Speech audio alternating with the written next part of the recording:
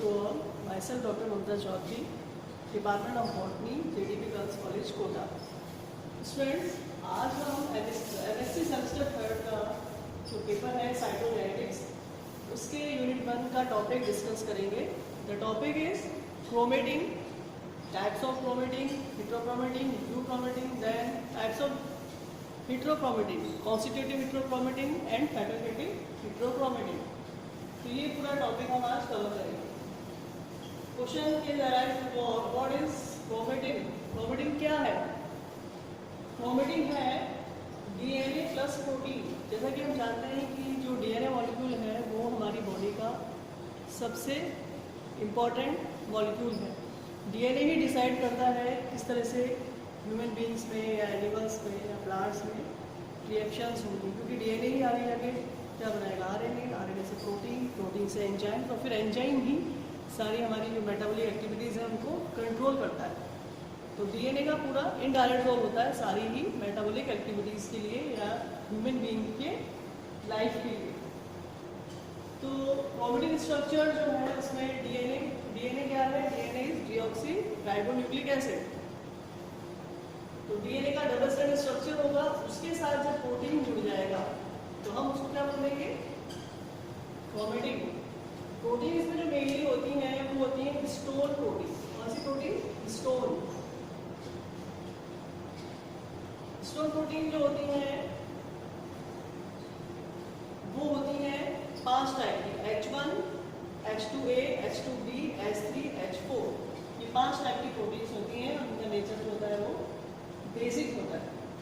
तो जब क्रोमेटिन किस तरह से बनता है कि क्रोमेटिन से एक डीएनए मॉलिक्यूल है वो आएगा और उस डीएनए मॉलिक्यूल के साथ जुड़ेंगे ये H2A, H2B, H3, H4. ये चार मॉलिक्यूल जो है वो डबल मात्रा में, यानी 4 to 8.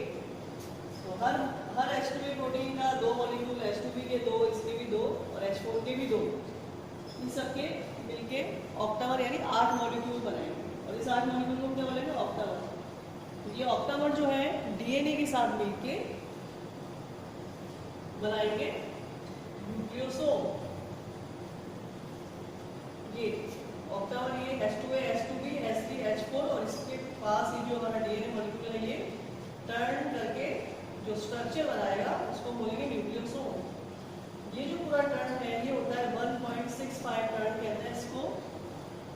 और ये जो डीएनए है ये पूरा जो भी टर्न ले रहा है ये कितने बेस पेयर्स का होता है? 145 से 147 बेस पेयर. ये स्ट्रक्चर कराएगा न्यूक्लियोसोम. तो मेन जो न्यूक्लियोसोम है उसमें H2A, H2B, H3, H4 ये सारे प्रोटीन मॉलिक्यूल्स होंगे. लेकिन H1 जो होगा वो इस ऑक्टामर में शामिल ना होकर बाहर होगा. तो ये H1 प्रोटीन जो है आपको दिख रहा है यहाँ पे, इस तरह से बाहर की तरफ जुड़ा है. ये क्या करता है? ये ऑक्टामर्स को और डीएनए थ्रेड को स्टेबलाइज करता है, इनको जोड़ के रखता है कि कहीं ये डीएनए मॉलिक्यूल से बाहर ना निकल जाए ऑक्टामर. तो उसको इसकी पैकिंग कौन करता है? H1 protein. इसलिए इसको स्टेबलाइजर प्रोटीन भी कहते हैं क्योंकि ये स्टेबल करता है. तो जब न्यूक्लियोसोम के साथ एक प्लस H1 यानी न्यूक्लियोसोम के साथ जब H1 प्रोटीन भी जुड़ जाएगा तो ये पूरा स्ट्रक्चर क्या कहलाएगा? क्रोमेटोसोम. तो इस तरह से क्रोमेटोसोम्स बनते हैं. अब ये जो क्रोमेटोसोम्स जो बन रहे हैं ये आगे फिर डीएनए मॉलिक्यूल से जुड़ेंगे, फिर एक और इसमें क्रोमेटोसोम आएगा, फिर आगे डीएनए मॉलिक्यूल जुड़ेंगे, फिर इसमें क्रोमेटोसोम आएगा. तो इस तरह से ये पूरा ब्लीडेड टाइप स्ट्रक्चर बन जाएगा. ये धागा है और उसमें जगह जगह चीजें मोटी है. ये एक न्यूक्लियोसोम हो गया, ये एक न्यूक्लियोसोम हो गया. इसके साथ अगर H1 प्रोटीन को यूज करें तो इसी को हम क्रोमेटोसोम कह देंगे. तो 2 न्यूक्लियोसोम के बीच में जो डीएनए मॉलिक्यूल्स होता है उसको हम कहते हैं लिंकर डीएनए. तो इस तरह से लिंकर डीएनए बना, इस तरह से पूरा स्ट्रक्चर बना.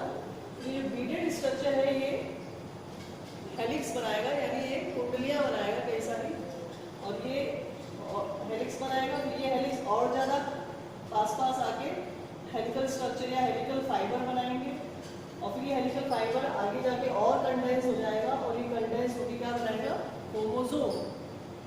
तो क्रोमोसोम क्या है? क्रोमोसोम जो है वो कंडेंस फॉर्म ऑफ क्रोमेटिन है. कि क्रोमेटिन ही जो है जब बहुत ज़्यादा आपस में कंडेंस हो जाएंगे यानी कॉम्पैक्ट हो जाएंगे तो वो क्या स्ट्रक्चर बनाएंगे, क्रोमोसोम।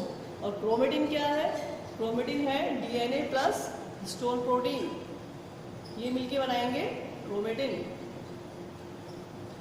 अब ये जो क्रोमेटिन मटेरियल है इसको आगे 2 टाइप्स में बांटा गया, हेट्रोक्रोमेटिन, यूक्रोमेटिन। अब क्रोमेटिन को आगे बांटने का क्या क्राइटेरिया है कि इसको क्यों हेट्रोक्रोमेटिन और यूक्रोमेटिन में बांटा है, क्योंकि इसको स्पेशल रिएजेंट से स्टेन करते हैं, जैसे कि फ्यूएलजेन स्टेन जो कि क्रोमोसोम को स्टेन करने काम आता है। तो जब किसी क्रोमोसोम को हम फ्यूएलजेन रिएजेंट से स्टेन करते हैं तो उसमें जो कुछ क्रोमोसोम का जो कुछ पार्ट है वो डीपली स्टेन होगा और कुछ पार्ट जो होगा वो लाइटली स्टेन होगा। तो डीपली स्टेन कौन लेगा, जो कंडेंस होगा, और लाइट स्टेन कौन लेगा, जो कंडेंस नहीं होगा, थोड़ा सा बिखरा हुआ होगा। तो किसी क्रोमोसोम को या किसी क्रोमोसोम को किसी स्टेन से रिएजेंट करना और जो उस रीजन को और वो रीजन जो स्टेन लेता है उसको हम बोलते हैं हेट्रोपिग्नोसिस। अगर वो क्रोमोसोम स्टेन ले रहा है तो उसे हम बोलेंगे पॉजिटिव हेट्रोपिग्नोसिस। जो क्रोमोसोम का जो पार्ट स्टेन नहीं ले रहा है और स्टेन इन्हेंट नहीं कर रहा है उसे हम बोलेंगे नेगेटिव हेट्रोपिग्नोसिस। हेट्रोपिग्नोसिस क्या है, टेकिंग द स्टेन। तो इस बेसिस पे हमने फिर हेट्रोक्रोमेटिन और यूक्रोमेटिन में बांटा क्रोमेटिन मटेरियल को स्टेन के बेसिस पे। तो जो हेट्रोक्रोमेटिन है और यूक्रोमेटिन इस 2 भागों में बांटा। हेट्रोक्रोमेटिन जो होगा वो डीपली स्टेन लेगा यानी स्टेन को उसमें गहरा स्टेन हमें दिखाई देगा, जबकि यूक्रोमेटिन में जो होगा वो लाइट स्टेन होगा। दूसरा ये हेट्रोक्रोमेटिन जो है कंडेंस ज़्यादा होगा और जबकि यूक्रोमेटिन जो है वो कंडेंस कम होगा। थर्ड जो इसका कैरेक्टरिस्टिक है हेट्रोक्रोमेटिन का कि ये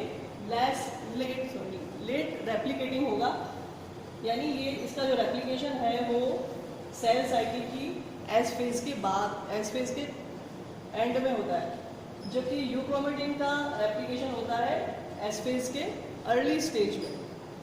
तो जो हेट्रोक्रोमेटिन है वो एस फेज के एंड में बनता है और जबकि यूक्रोमेटिन जो है एस फेज के अर्ली स्टेज में बनता है।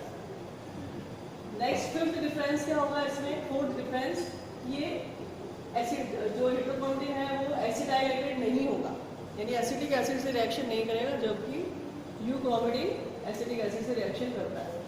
इसके अलावा हेट्रोक्रोमेटिन जो कि बहुत ज़्यादा कंडेंस है, कॉम्पैक्ट है, तो ये स्टेबल भी ज़्यादा होगा, जबकि यूक्रोमेटिन जो होगा वो कम कंडेंस है तो वो स्टेबल कम होगा।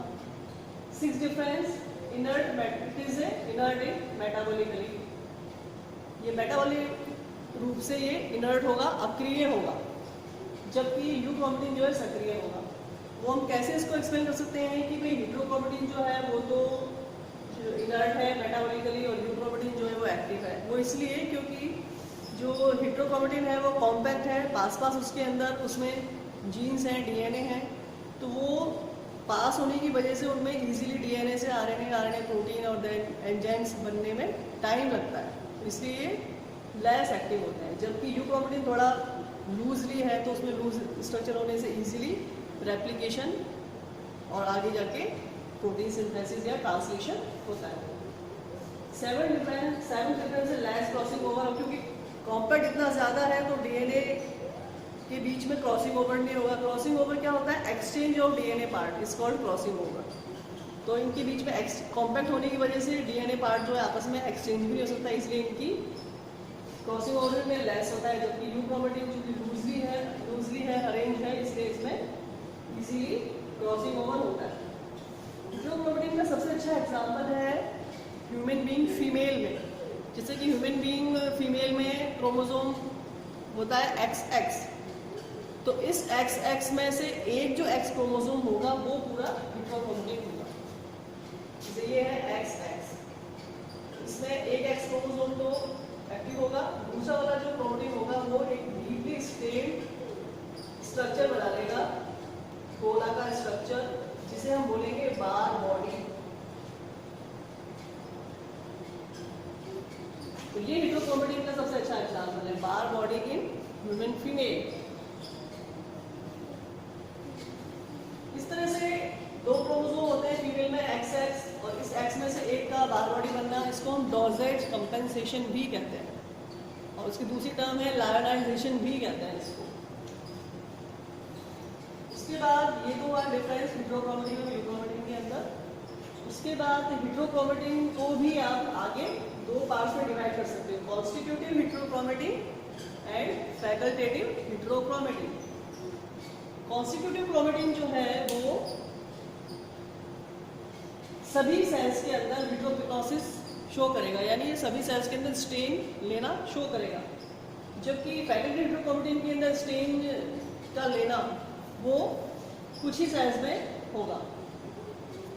कॉन्स्टिट्यूटिव हेटेरोक्रोमेटिन जो होगा वो काफ़ी बहुत ज़्यादा कंडेंस होगा, जबकि फैकल्टेटिव हेटेरोक्रोमेटिन जो होगा वो इतना कंडेंस नहीं होगा, वो समय आने पर लूज भी हो सकता है, इसलिए हम उसको बोलते हैं फैकल्टेटिव। यानी इसके बाद ऑप्शन है कंडेंसेशन से कंडेंसेशन होने का।